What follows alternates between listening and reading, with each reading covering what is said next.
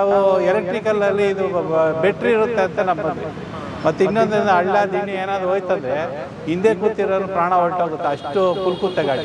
ಒಂದ್ಸಲಿ break sensor switch ಮಾತ್ರ ಕೊಟ್ಟರೆ ಹೊರತು ಮತ್ತು ಬೇರೆ ಏನು ಆಕ್ಸೆಸ್ ಸರ್ವಿಸ್ ನಾವೇನು ಕೊಟ್ಟಿಲ್ಲ ಅವ್ರಿಗೆ. ಗಾಡಿದು ಸಬ್ಸಿಡಿ ಇತ್ತು ನಮಗೆ, ಸಬ್ಸಿಡಿ ಹಣನೂ ಕೊಟ್ಟಿಲ್ಲ ಸರ್ ಅವರು. ಕೊಟ್ಟಿಲ್ಲ ಸರ್.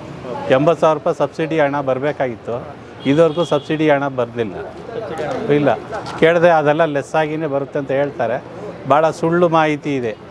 ನೀವು ಎಷ್ಟು ಕೊಟ್ಟರಿ ಸರ್ ಗಾಡಿ? 40,000 ರೂಪಾಯಿ ಕೊಟ್ಟೆ ಸರ್ ಡೌನ್ ಪೇಮೆಂಟು. ಅವರು ತಿಂಗಳಿಗೆ 14,500 ಬರುತ್ತೆ ಅಂದರು. ಎಲ್ಲ ಲೆಕ್ಕ ಮಾಡಿ 5,22,000 ರೂಪಾಯಿ ಬಿಲ್ ಹಾಕಿದ್ದಾರೆ ಸರ್.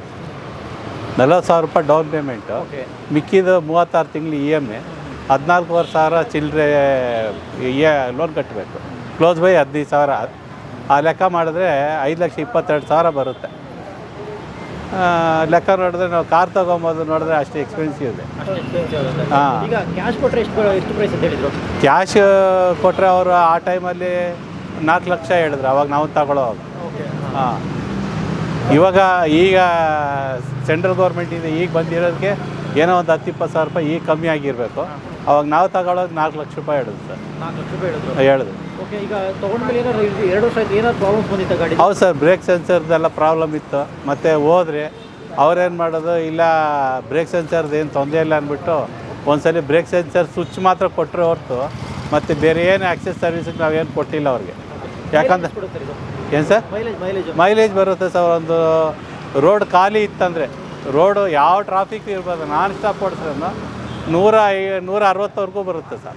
ಹಾಂ, ಬರುತ್ತೆ. ಚಾರ್ಜಿಂಗ್ ಎಷ್ಟು ಅವರ್ ಮಾಡಬೇಕು? ಮಿನಿಮಮ್ ಒಂದು 4.5 5 ಅವರ್ ಮಾಡಬೇಕು. 4 ರಿಂದ 5 ಅವರ್ ಮಾಡಬೇಕು. ಈಗ ನೀವು 160 ಕಿಲೋಮೀಟರ್ ಸಾಕಾಗುತ್ತಾ? ಸಾಲೋದಿಲ್ಲ ಸರ್, ಸಾಲೋದಿಲ್ಲ. ಟ್ರಾಫಿಕಲ್ಲಿ ಈಗಿರೋ ಟ್ರಾಫಿಕ್, ಈಗಿರೋ ರಸ್ತೆಗೆ ಕಮ್ಮಿ ಅಂದರೆ 120 ಇಂದ 130 ಬರುತ್ತೆ.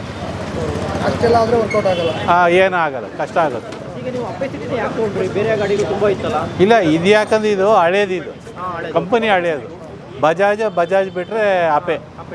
ನಾವು ಎಲೆಕ್ಟ್ರಿಕಲಲ್ಲಿ ಇದು ಬೆಟ್ರಿ ಇರುತ್ತೆ ಅಂತ ನಂಬಂದ್ರಿ. ಮತ್ತು ಇನ್ನೊಂದೇನು ಹಳ್ಳ ದಿಣ್ಣಿ ಏನಾದರೂ ಹೋಯ್ತಂದರೆ ಹಿಂದೆ ಕೂತಿರೋನು ಪ್ರಾಣ ಹೊರಟೋಗುತ್ತೆ, ಅಷ್ಟು ಕುಲ್ಕುತ್ತೆ ಗಾಡಿ. ಸಿಕ್ಕಾಪಟ್ಟೆ ಕುಲ್ಕುತ್ತೆ. ಯಾಕಂದರೆ ಅದು ಬುಷ್ ಇದೆ, ರಬ್ಬರ್ ಬಾಂಡ್ ಬುಷ್ ಇದೆ, ಸಿಕ್ಕಾಪಟ್ಟೆ ಕುಲ್ಕುತ್ತೆ. ಹಾಂ, ವೈಬ್ರೇಷನ್ ಹಿಂದೆ ಜಾಸ್ತಿ ಸಿಕ್ಕಾಪಟ್ಟೆ. ನಮಗೂ ಭಾಳ ಕಷ್ಟ ಆಗುತ್ತೆ ಗಾಡಿ ಹೇಳಿದ್ದಾರೆ ಸರ್, ಹೇಳಿದ್ದಾರೆ. ಅದು ಇನ್ನೊಂದೇನಂದ್ರೆ ಅವ್ರು ಹೇಳಿದ್ರು 2 ಲಕ್ಷವರೆಗೂ ನಿಮ್ಗೆ ಏನು ತೊಂದರೆ ಇಲ್ಲ ಅಂತ. 60,000 ರೂಪಾಯಿ 61,000 ಕಿಲೋಮೀಟ್ರ್ ಓಡಿಸಿದ್ದೀನಿ. ಈಗ 61,000 ಆದಮೇಲೆ ಪಿಕಪ್ ಭಾಳ ಕಡಿಮೆ ಆಗ್ತಾಯಿದೆ. ಹಾಂ, ಬ್ಯಾಟ್ರಿ ಎಷ್ಟು ವರ್ಷ ವಾರಂಟಿ ಕೊಟ್ಟಿದ್ದೀವಿ? ಅವರು 3 ವರ್ಷ ಸರ್. ನೋಡಿ, ಸ್ಟಿಕ್ಕರ್ ಹಾಕಿದ್ದಾರೆ 3 ವರ್ಷ. 3 ವರ್ಷ 3 ವರ್ಷ ಗ್ಯಾರಂಟಿ ಕೊಟ್ಟಿದ್ದಾರೆ. 3 ವರ್ಷ ಆದಮೇಲೆ ಅಕಸ್ಮಾತ್ ಬ್ಯಾಟ್ರಿ ರೀಪ್ಲೇಸ್ ಮಾಡಬೇಕು ಅಂತ ಹೇಳಿದ್ರೆ ಅಕಸ್ಮಾತ್ ಏನು ಅಂತ ಹೇಳಿದ್ರು? ಏನು ರೀಪ್ಲೇಸ್ಮೆಂಟ್ ಏನಿಲ್ಲ ಸರ್. ಹೋದ್ಮೇಲೆ ಅದು ನಮ್ಮ ತಲೆ ಮೇಲೆ ಅದು. ಅಷ್ಟೊಂದು ಲೋನ್ ಮುಗ್ದೋಗಿಬಿಟ್ಟಿರುತ್ತಲ್ಲ, ಲೋನ್ ಮುಗ್ದೋಗಿರುತ್ತೆ, ದುಡ್ಡು ಅವ್ರಿಗೆ ಹೋಗ್ಬಿಟ್ಟಿರುತ್ತೆ. ಬ್ಯಾಟ್ರಿ ಎಷ್ಟಾಗುತ್ತೆ ಅದಾದಮೇಲೆ? ಅವ್ರು ಹೇಳಿದ್ರು ಶೋರೂಮಲ್ಲಿ ನಮ್ಗೆ ಹೇಳಿದ್ರು 1,30,000 ರೂಪಾಯಿವರೆಗೂ ಬರ್ಬೋದು ಅಂತ ಹೇಳಿದ್ರು. 1,30,30,000 ರೂಪಾಯಿ. ಹಾಂ, ಈಗ ಸಡನ್ಲಿ 1,30,30,000 ತರೋಕ್ಕಾಗಲ್ಲ ಸರ್. ಏನು ಮಾಡೋಕ್ಕಾಗಲ್ಲ ಸರ್. ನಮಗೆ ಹಳೆ CNG ಗಾಡಿಯಲ್ಲಿ ಲೆಕ್ಕ ನೋಡಿದ್ರೆ ಅದೇ ಬೆಟ್ರ್ ಅಂತ ಕಾಣುತ್ತೆ. ಯಾಕಂದರೆ ಗಲ್ಲಿಯಲ್ಲಿ ಮೆಕ್ಯಾನಿಕ್ಗಳು ಸಿಗ್ತಾರೆ ಪ್ರತಿ ಕಡೆ, ಎಲ್ಲಾದರೂ ಹೋಗ್ಬೋದು ನಂಬ್ಕೊಂಡು. ಇದು ನಂಬ್ಕೊಂಡು ನಾವು ಎಲ್ಲೂ ಹೋಗೋಕ್ಕಾಗ್ತಾಯಿಲ್ಲ, ಸಿಟಿ ಬಿಟ್ಟು ಎಲ್ಲೂ ಹೋಗೋಕ್ಕಾಗ್ತಾಯಿಲ್ಲ. ಮತ್ತು ಎಲ್ಲಾದರೂ ಬ್ರೇಕ್ ಡೌನ್ ಆಯ್ತಂದ್ರೆ ಶೋರೂಮ್ನವ್ರಿಗೆ ಫೋನ್ ಮಾಡ್ಬೇಕು ನಾವು, ಅವರೇ ಬರಬೇಕು. ಶೋರೂಮ್ನವ್ರು ಹೋಗ್ಬಿಟ್ರೆ ನೀವು ಬೆಳಗ್ಗೆ 11 ಗಂಟೆಗೆ ಓಪನ್ ಮಾಡ್ತಾರೆ, ಸಾಯಂಕಾಲ 5 ಗಂಟೆ ಹೋದಲ್ಲಿ ಯಾರು ಕೇಳೋರು ಗತಿ ಇಲ್ಲ. ಅಲ್ಲಿ ಒಂದು ಬ್ರೇಕ್ ಲೈನಿಂಗ್ ಚೇಂಜ್ ಮಾಡಬೇಕಂದ್ರೆ 1,500-1,600 ರೂಪಾಯಿ ಕೇಳ್ತಾರೆ. ಅದೇ ಲೈನಿಂಗ್ ನಾವು ಚೇಂಜ್ ಮಾಡಿಕೊಂಡ್ರೆ ಹೊರಗಡೆ ಬಂದ್ಬಿಟ್ಟು 500-600 ರೂಪಾಯಿ ಆಗೋಗುತ್ತೆ. ಗ್ಯಾರೇಜ್ ಯಾವುದೇ ಇಲ್ಲ ಸರ್. ಹಿಂಗೆ ಅದು ಕೆಲಸ ಗೊತ್ತಿರೋರು ಮೇಂಟೈನ್ ಮಾಡ್ಬೋದು ಸರ್. ನಮ್ಗೆ ಸ್ವಲ್ಪ ಚೂರುಪಾರು ಸ್ವಲ್ಪ ಮೆಕ್ಯಾನಿಕ್ ಲೈನಿಂಗ್ ಗೊತ್ತು, ಹಂಗಾಗಿ ಸಣ್ಣ ಪುಟ್ಟ ನಾವೇ ಏನೋ ಆರ್ಡ್ರ್ ಮಾಡ್ತಾ ಇರ್ತೀವಿ. ಬ್ರೇಕ್ ಲೈನಿಂಗ್ ಎಲ್ಲ ನಾವೇ ಹಾಕ್ಕೊಂತೀವಿ. ಈಗ ಒಂದು 62,000 ಓಡಿಸಿದ್ದೀನಿ ಸರ್. 62,000ಕ್ಕೆ ಈ ಥರ ಪ್ರಾಬ್ಲಮ್ ಹೋದ್ರೆ ಹೆಂಗೆ ಅಂತ ಏನು ಸರ್ ಮಾಡೋದು? ಬಡವರು ಗೊತ್ತಿಲ್ಲ, ತಗೊಂಡ್ಬಿಟ್ಟಿದ್ದೀರಿ, ಒದ್ದಾಡಲೇಬೇಕಲ್ಲ.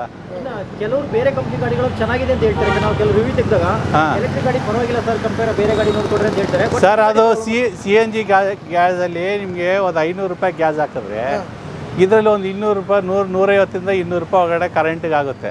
300 ರೂಪಾಯಿ ಅಲ್ಲಿ ಸೇವ್ ಆದ್ರೂ ನಮ್ಗೆ ಎಕ್ಸ್ಟ್ರಾ ಇದೆಲ್ಲ ಹೋಗುತ್ತಲ್ಲ. ಹೌದು. ನಮ್ಮ ಸ್ನೇಹಿತರದ್ದು ಇನ್ನೊಂದು ಗಾಡಿ ಇತ್ತು, ಒಂದು ಇಲಿ ಕಚ್ಬಿಟ್ಟಿದ್ದು ವೈಯರ್. ಆ ಒಂದು ವೈಯರ್ ಅದನ್ನು ಕರೆಕ್ಟಾಗಿ ಜಾಯಿನ್ ಮಾಡಿ ಕೊಟ್ಟಿದ್ರೆ ಆಗಿತ್ತು. ಫುಲ್ ಲೈನಿಂಗ್ ಚೇಂಜ್ ಮಾಡಿ ಅಂದ್ಬಿಟ್ಟು ಅದಕ್ಕೆ 16,000 ರೂಪಾಯಿ ಬಿಲ್ ಹಾಕಿದ್ರು. ಫುಲ್ ಲೈನ್ ಚೇಂಜ್ ಮಾಡಬೇಕು. ಯಾವುದೇ ಬಿಡಿ ಭಾಗ ಯಾವುದೇ ಆಚೆ ಸಿಗ್ತಾ ಇಲ್ಲ, ಎಲ್ಲ ಶೋರೂಮ್ಗೆ ಹೋಗ್ಬೇಕು. ಅವ್ರು ಹೇಳ್ದಂಗೆ ಕೇಳಬೇಕು ನಾವು. ಸರ್ವಿಸ್ ಒಂದು ಪ್ರಾಬ್ಲಮ್ ಇದೆ ಅಂತೀರಾ? ಸರ್ ಸರ್ವಿಸ್ ಸೆಂಟ್ರಲ್ಲಿ ಯಾರು ಅಂಥ ಒಳ್ಳೆ ಕೆಲಸಗಾರ ಯಾರೂ ಇಲ್ಲ ಸರ್. ಈ ಕಂಪ್ನಿ ಅಷ್ಟು ತುಂಬ ಪ್ರಾಬ್ಲಮ್ಸ್ ಇದೆ. ಆಲ್ರೆಡಿ ನಾನು ಇದಕ್ಕೆ ಹೆಡ್ ಆಫೀಸ್ ಪೂನಾಗೆ ಮೇಲ್ ಮಾಡಿದ್ದೆ, ಕಂಪ್ಲೇಂಟ್ ಮಾಡಿದ್ದೆ. ಈಗ ನಿಮ್ಮ ಜೊತೆಗಿರೋರು ಯಾರಾದರೂ ಬೇರೆ ಎಲೆಕ್ಟ್ರಿಕಲ್ ವೆಹಿಕಲ್ ತೊಗೊಂಡಿದ್ದಾರೆ ಬೇರೆ ಕಂಪ್ನಿ? ತಗೊಂಡಿದ್ದಾರೆ ಸರ್, ಅವ್ರದ್ದು ಹೆಂಗಿದೆ ಅಂತ ಹೇಳ್ತಾರೆ? ಅವ್ರು ಹೇಳ್ತಾರೆ ಬಜಾಜ್ ಸ್ವಲ್ಪ ಬೆಟರ್ ಇದೆ ಅಂತಾರೆ. ಇದಕ್ಕಿಂತ ಬಜಾಜ್ ಬಜಾಜ್ ಬೆಟರ್ ಇದೆ ಅಂತಾರೆ. ಬಜಾಜ್ ಆರಿ ಆಗಿರ್ಬೋದು. ಹಾಂ, ಬಜಾಜ್ ಸ್ವಲ್ಪ ಬೆಟರ್ ಇದೆ ಅಂತಾರೆ. ಅದೇ ನಮಗೆ ಗಾಡಿ ಬಗ್ಗೆ ಅಂದರೆ ಗಾಡಿ ಸರ್ವಿಸು ಆಕ್ಸೆಸ್ ಸರ್ವಿಸ್ ಎಲ್ಲ ಅವ್ರು ಕರೆಕ್ಟಾಗಿ ಕೊಟ್ಟು ಬಡವ್ರು ಸ್ವಲ್ಪ ಸಪೋರ್ಟ್ ಮಾಡಿದ್ರೆ ಒಳ್ಳೆ ಸರ್. ಗಾಡಿ ತೊಗೊಂಡೋಗಿ ಹೇಗಿತ್ತು? ತೊಗೊಂಡೋಗಿ ಓಡಿಸೋವಾಗ ಆಗಿರ್ಬೋದು? ಇಲ್ಲ ಸರ್, ಅವಾಗಿಂದನೂ ಸೇಮ್ ಹಂಗೆ. ರಸ್ತೆ ಬೆಂಗಳೂರು ರಸ್ತೆ ನೋಡಿದ್ರೆ ಇಷ್ಟ ಹದಗೆಟ್ಟಿದೆ. ಮತ್ತು ಯಾರು ವಯಸ್ಸಾದವರು, ಗರ್ಭಿಣಿಯರು, ಪೇಷಂಟ್ಗಳು ಅವ್ರು ಕುತ್ಕೊಂಡು ಗಾಡಿ ಓಡ್ಸೋಕ್ಕಾಗಲ್ಲ ಈ ಸಿಟಿ ಒಳಗಡೆ. ಕುಲ್ಕೋದು ಜಾಸ್ತಿ ಗಾಡಿ. ಸ್ಪೇಸ್ ಚೆನ್ನಾಗಿದೆ ಸರ್, ಸ್ಪೇಸ್ ಚೆನ್ನಾಗಿದೆ. ಸ್ಪೇಸ್ಗೇನು ತೊಂದರೆ ಇಲ್ಲ.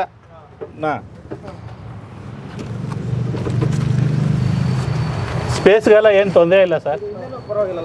ಹಿಂದೇನೂ ಬೆಟ್ರಿ ಸರ್. ಜನ ಬಂದ್ಬಿಟ್ಟು ಆದ ನಮ್ಮ ಡ್ರೈವಿಂಗ್ ಮೇಲೆ ಡಿಪೆಂಡ್ ಮೇಲೆ ಆಗುತ್ತೆ. ಆದಷ್ಟು ನಾವು ನಿಧಾನ ಗಾಡಿ ಓಡಿಸೋದು ನಾನು. ಯಾಕಂದರೆ ರಸ್ತೆ ಸರಿಯಿಲ್ಲ, ಈ ಜನ ಭಾಳ ಕಂಪ್ಲೇಂಟ್ ಮಾಡ್ತಾರೆ ಅಂದ್ಬಿಟ್ಟು ಆದಷ್ಟು ನಿಧಾನನೇ ಹೋಗ್ತಾರೆ ನಾನು. ಇದು ಬ್ಯಾಟ್ರಿ ಎಲ್ಲ ಇಲ್ಲಿ ಹಿಂದ್ಗಡೆ ಬರುತ್ತೆ ಸರ್? ಹಾಂ, ಹಿಂದ್ಗಡೆ ಸರ್.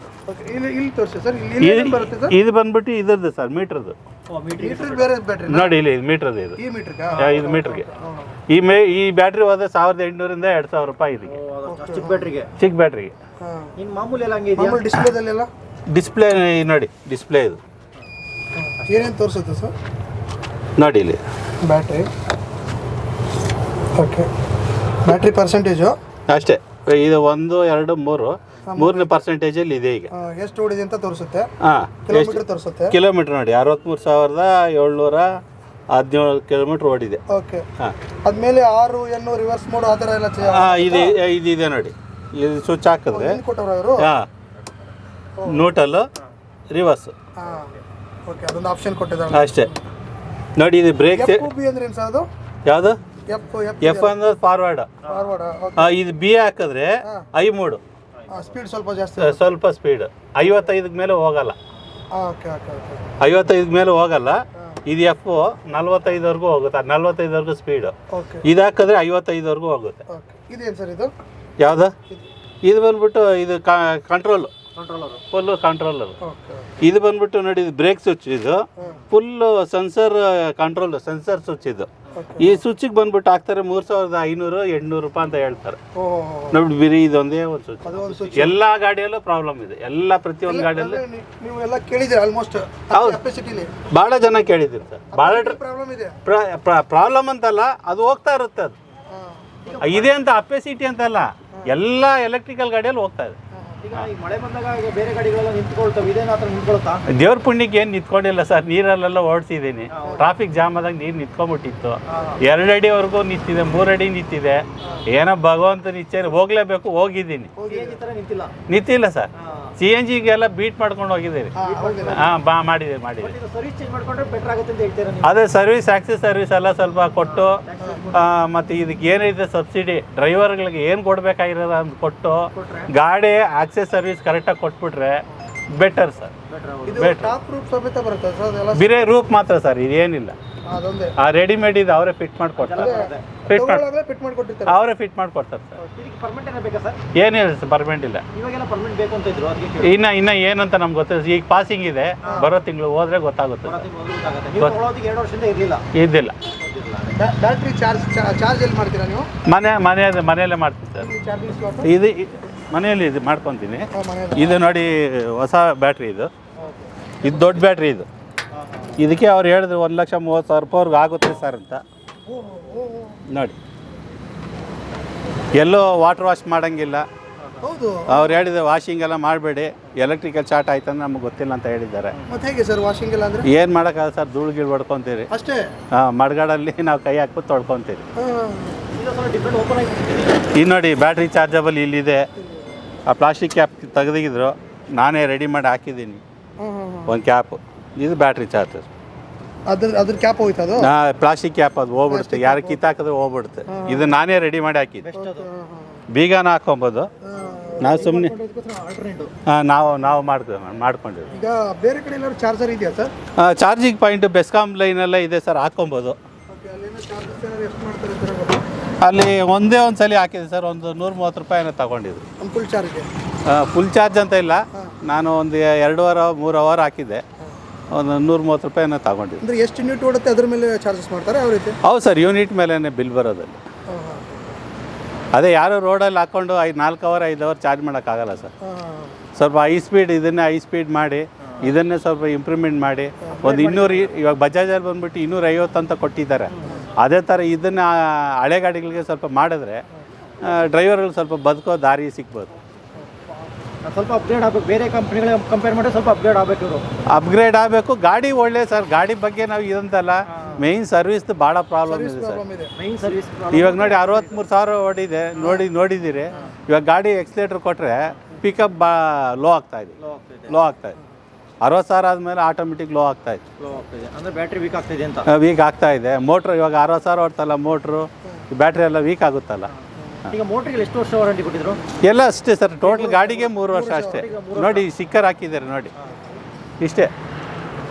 ಇಲ್ಲಿದೆ ಸ್ಟಿಕ್ಕರು, ಇಲ್ಲಿ ದೇವ್ರ ಸ್ಟಿಕ್ಕರ್ ಹಾಕ್ಬಿಟ್ಟಿದ್ದೀನಿ. ಇಲ್ಲಿದೆ ನೋಡಿ, ಇಲ್ಲಿದೆ ನೋಡಿ, ಇಲ್ಲಿ ಕಾಣುತ್ತೆ ನೋಡಿ, 3 ವರ್ಷ. ಆಯ್ತಾ ಸರ್? ಎಷ್ಟು ಆಯಿತು? ಬಿಲ್ಲೆಲ್ಲ ಇದೆ, ಬೇಕಾದ್ರೆ ತೋರಿಸ್ತೀನಿ. ಹಾಂ ಆಯ್ತಾ? ಇಲ್ಲ ಸರ್, 2 ವರ್ಷ ಕಂಪ್ಲೀಟ್ ಆಯಿತು. 2 ವರ್ಷಕ್ಕೆ ಇರುತ್ತೆ. ಆದರೆ ಹಾಂ, ಬಿಲ್ಲೆಲ್ಲ ಇದೆ, ಬೇಕಾದ್ರೆ ತೋರಿಸ್ತೀನಿ. ಈಗ ಬೇರೆಯವ್ರಿಗೆ ರೆಕಮೆಂಡ್ ಮಾಡೋದು ಹೇಗೆ ಸರ್? ಅಂದರೆ ಬೇರೆಯವ್ರು ತಗೋ ಸರ್, ನನ್ನ ಲೆಕ್ಕಪ್ಪ ನನಗೆ ಸಾಕಾಗ್ಬಿಟ್ಟಿದೆ ಸರ್. ತಗೊಳ್ಳೋದು ನೋಡಿ ತಗೊಳ್ಳೋದು ನಿಮಗೆ ಬಿಟ್ಟು ಸರ್, ನಾವು ಯಾರಿಗೂ ರೆಕಮೆಂಡ್ ಮಾಡೋಕ್ಕೆ. ಹೇಳ್ತಾ ಇದ್ದೀರಾ? ಹೌದು ಸರ್, ನೋಡಿ ತಗೊಳ್ಳಿ ಅಷ್ಟೇ. ನೋಡಿ ತಗೊಳ್ಳಿ ಸರ್. ಅಲ್ವಾ? ಯಾಕಂದರೆ ನಾವು ಯಾವುದು ಕೆಟ್ಟದಂತ ಇದು ಮಾಡೋದು ಬೇಡ. ಅಟ್ಲೀಸ್ಟು ತಗೊಬೇಕಾದ್ರೆ ಜಾಗ್ರತೆಯಾಗಿ ತಗೊಳ್ಳಿ. ಈಗ ನಿಮಗೇನಾಗಿದೆ ಅದು ಅನುಭವ ಹೇಳ್ತಾ ಇರುತ್ತೆ. ಅನುಭವ ಇದೆ ಸರ್. ಮೇಯ್ನ್ ಏನಂದರೆ ಸಬ್ಸಿಡಿ ಕೊಟ್ಟಿಲ್ಲ ನಮ್ಗೆ, ಅದೇ ಭಾಳ ನೋವಾಗ್ತಾ ಇದೆ. ಏನು ಹೇಳ್ತಾರೆ ಕೇಳಿದ್ರೆ ಇದು ಸಬ್ಸಿಡಿ ಲೆಸ್ ಆಗೇ ಬಂದಿದೆ ಅಂತ ಸುಳ್ಳು ಹೇಳ್ತಾ ಇದ್ದಾರೆ ಸರ್. 5 ಲಕ್ಷ ಕೊಡೋದಲ್ಲದೆ ಮತ್ತೆ ಸಬ್ಸಿಡಿ ಬೇರೆ ಲೆಸ್ ಆಗಿದೆ ಅಂತ. ಲೆಸ್ ಆಗಿದೆ ಅಂತ ಹೇಳ್ತಾರೆ ಸರ್, ಸುಳ್ಳು ಹೇಳ್ತಾರೆ ಸರ್. ಯಾರಿಗೂ ಕೊಟ್ಟಿಲ್ಲ ಸರ್ ಅವರು. ಇಲ್ಲೇ ಪೂರ್ಣಿಮಾ ಟಾಕೀಸ್ ಇದೆ ಅಲ್ಲ, ಅಲ್ಲೇ ಇವ್ರದ್ದು ಶೋರೂಮ್ ಸರ್ವಿಸ್ ಇದ್ದಿದ್ದು. ಈಗ ಬಂದ್ಬಿಟ್ಟು ಮೈಸೂರು ರೋಡು ಗಾಳಿ ಹನುಮಂತರಾಯ ದೇವಸ್ಥಾನ ಆಪೋಸಿಟಲ್ಲಿದೆ ಅವ್ರ ಶೋರೂಮು. ನೋಡಿದ್ರೆ ಇದ್ರಿಗೂ ಯಾರಿಗೂ ಸಬ್ಸಿಡಿ ಹಣ ಅಂತೂ ಯಾರಿಗೂ ಅಕೌಂಟಿಗೆ ಬಂದಿಲ್ಲ ಸರ್. ನನ್ನ ಪ್ರಕಾರ ನನಗೆ ಬಂದಿಲ್ಲ, ಬೇರೆಯವ್ರಿಗೂ ಅದೇ ಥರ ಮಾಡಿದ್ದಾರೆ. ಸರಿ ಸರ್, ಓಕೆ ಸರ್, ಆಯ್ತು. ಆನಂದ್ ಅಂತ ಸರ್.